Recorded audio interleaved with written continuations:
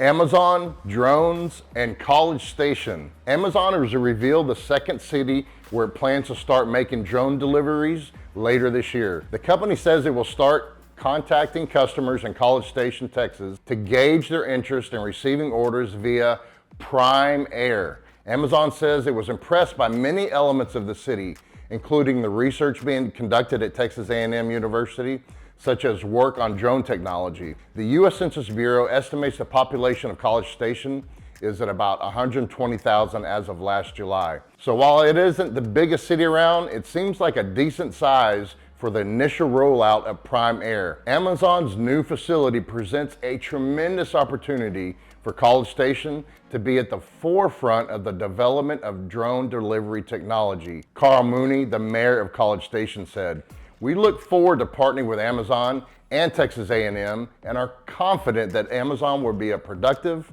conscientious, and accountable participant in our community. Amazon's plan is to drop packages in customers' backyards, and thousands of products will be eligible for the program."